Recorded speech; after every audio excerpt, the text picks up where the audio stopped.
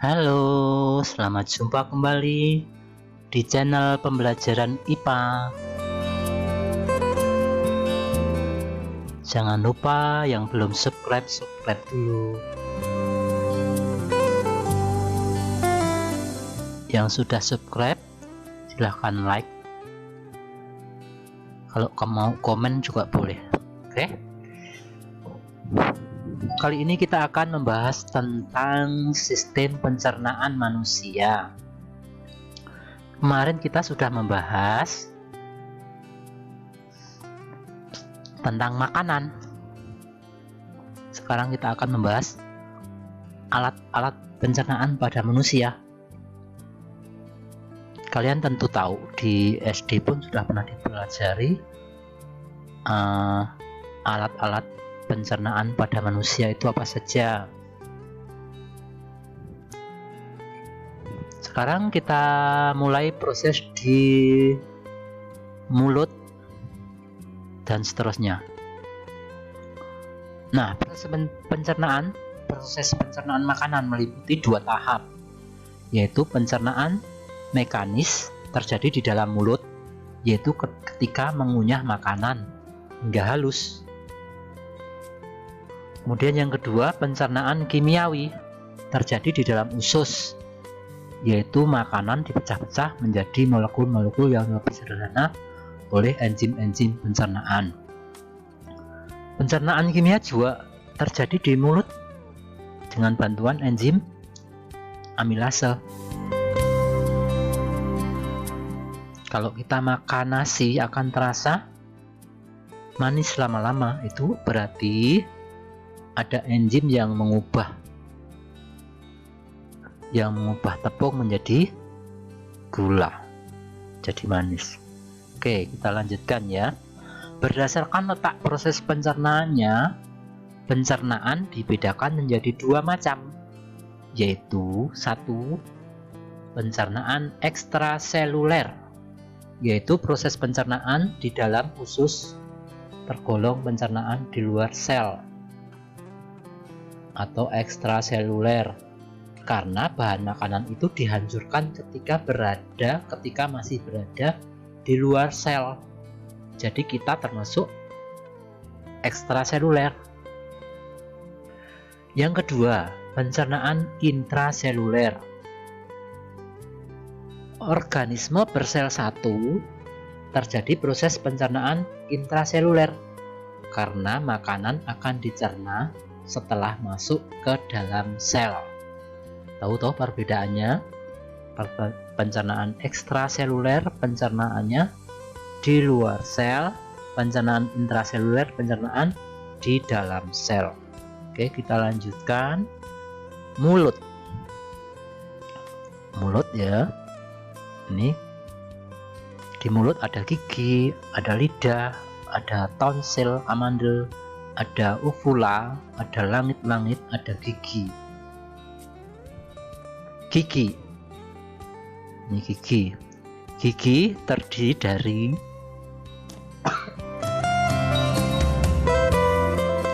akar mahkota. Ini yang namanya email.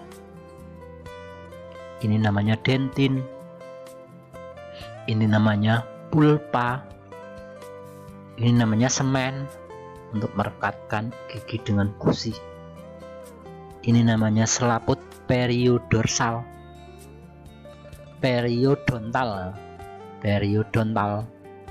Dan ini adalah syaraf dan pembuluh darah. Ini yang warna merah berarti darah besi, yang biru berarti darah kotor. Lidah berfungsi untuk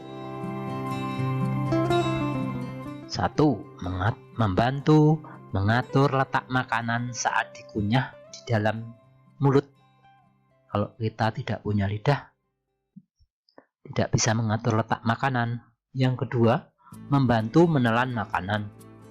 Yang ketiga, mengecap makanan, yaitu rasa asin, manis, pahit, dan asam. Yang nomor 4, peka juga terhadap dingin, panas, dan tekanan. Ini gambarnya, gambar lidah. Rasa manis ada di ujung, ini yang paling peka di ujung. rasa asin dan asam di pinggir, rasa pahit di pangkal. Kelenjar ludah. Ada 3 macam kelenjar ludah, yaitu kelenjar ludah paratoid di dekat pelipis, kelenjar ludah rahang bawah, dan kelenjar ludah bawah lidah. Ludah mengandung air, lendir, garam, dan enzim petialin. Petialin itu sering juga disebut amilase ya. Enzim petialin berfungsi mengubah zat tepung amilum menjadi gula atau yaitu maltosa dan glukosa. Sekarang bawah, setelah mulut apa? Kerongkongan. Kerongkongan merupakan saluran panjang sebagai jalan makanan dari mulut menuju lambung. Panjang kerongkongan kurang lebih 20 cm dan lebar 22 cm. Kerongkongan dapat melakukan gerak peristaltik, yaitu gerakan melebar, menyempit, bergelombang, dan meremas-remas untuk mendorong makanan masuk ke lambung. Nah, ini makanannya didorong ke bawah. Ini kerongkongan. Ini meremas sehingga makanannya turun sampai ke lambung. Gerakan ini namanya gerak peristaltik. Gerak peristaltik. Selama di dalam esofagus, makanan tidak mengalami proses pencernaan. Tidak mengalami pencernaan. Esofagus itu kerongkongan ya, sama ya. Tidak mengalami pencernaan, hanya mengalami gerak peristaltik. Berikut lambung. Lambung atau ventriculus. Lambung terletak di dalam rongga perut sebelah kiri di bawah sekat rongga badan. Lambung dapat dibagi menjadi 3 daerah, yaitu daerah kardiak, fundus, dan pylorus. Makanan dicerna secara kimiawi di dalam lambung. Lambung juga melakukan gerak peristaltik untuk mengaduk-aduk makanan. Di bagian dinding lambung sebelah dalam terdapat kelenjar-kelenjar yang menghasilkan getah lambung. Getah lambung mengandung asam lambung atau HCl dan enzim-enzim pencernaan. Asam lambung berfungsi untuk membunuh mikroorganisme dan mengaktifkan enzim pepsinogen menjadi pepsin. Pepsin merupakan enzim yang dapat mengubah protein menjadi molekul-molekul yang lebih kecil. Sedikit demi sedikit, makanan meninggalkan lambung menuju ke usus halus. Setelah 2-5 jam, lambung pun menjadi kosong. Ini di lambung ya. Di lambung ada 3 enzim. Pepsin, renin, dan HCl. Ini bentuknya lambung. Sekarang usus halus. Usus halus merupakan saluran pencernaan terpanjang yang terdiri dari 3 bagian, yaitu usus 12 jari atau duodenum, usus kosong atau jejunum, dan usus penyerapan atau ileum. Ini gambarnya ya, pangkal usus halus. Di dalam dinding usus 12 jari terdapat saluran dari kantung empedu dan pankreas. Ini kantung empedunya, ini pankreasnya. Pankreas menghasilkan getah pankreas. Getah pankreas mengandung enzim amilase, tripsinogen, dan lipase. Amilase, tripsinogen, dan lipase. Usus kosong atau jejunum.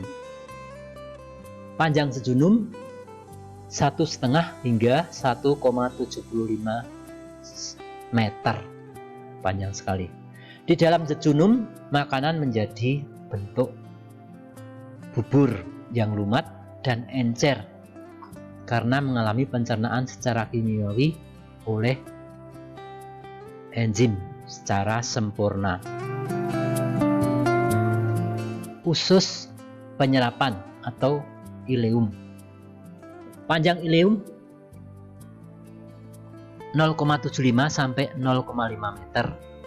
Di dalam ileum terjadi penyerapan atau absorpsi sari-sari makanan.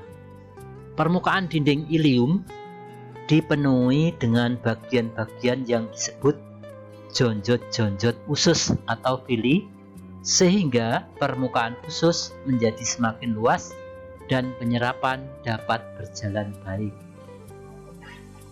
Ini gambar jonjot-jonjot ya. Kita lanjutkan. Usus besar atau kolon, rektum, dan anus. Usus besar memiliki tambahan usus yang disebut umbai cacing atau apendik. Peradangan pada usus tambahan tersebut disebut apendiksitis atau usus buntu. Panjang usus besar kurang lebih 1 meter. Usus besar berfungsi untuk mengatur kadar air sisa makanan. Di dalam usus besar terdapat bakteri Escherichia coli yang membusukkan sisa-sisa makanan menjadi kotoran atau feses. Dengan demikian, kotoran menjadi lunak dan mudah dikeluarkan. Bakteri Escherichia coli pada umumnya tidak mengganggu kesehatan manusia. Bahkan ada yang menghasilkan vitamin K dan asam amino tertentu. Bagian akhir usus besar disebut rektum. Rektum bermuara pada anus. Anus mempunyai 2 otot, yaitu otot tak sadar dan otot sadar. Otot sadar dan otot tak sadar ya. Ini bentuknya, gambarnya. Ini umbai cacing. Ini kalau ada barang yang masuk ke usus buntu menjadi penyakit dan harus dipotong. Ini usus besar bermuara di anus, ini rektum. Kelainan pada sistem pencernaan manusia. 1. Apendiksitis. Apendiksitis usus buntu adalah peradangan pada apendik umbai cacing yang disebabkan oleh infeksi bakteri. Diare atau mencret adalah gangguan penyerapan air di dalam usus besar, sehingga ampas makanan yang dikeluarkan dari tubuh berbentuk cair. Kolik adalah rasa sakit berulang-ulang karena kontraksi otot dinding lambung atau usus yang kuat. Peritonitis adalah luka dan peradangan pada selaput rongga perut. Peritonitis disebabkan oleh tukak lambung dan apendisitis yang kronis. Sembelit atau konstipasi adalah kesulitan membuang air besar disebabkan oleh feses yang keras. Muntah-muntah adalah keluarnya makanan dan cairan lambung melalui mulut yang disebabkan karena keracunan, mabuk perjalanan, dan gangguan peredaran darah. Ulkus atau radang lambung adalah peradangan dinding lambung akibat produksi asam lambung yang berlebihan, lebih banyak daripada jumlah makanan yang masuk. Kanker lambung biasanya disebabkan oleh konsumsi alkohol yang berlebihan, merokok, dan sering mengkonsumsi makanan awetan. Awas nih ya, perhatikan kanker lambung. Kolitis atau radang usus besar, gejalanya berupa diare, kram perut, atau konstipasi, bahkan dapat terjadi pendarahan dan luka pada usus. Oke, cukup sekian dulu. Karena bahan makanan sudah kemarin, bahan kita cukup sampai di sini. Ada yang mau ditanyakan nanti bisa dilihat di video, bisa disetel ulang. Sampai jumpa. Terima kasih.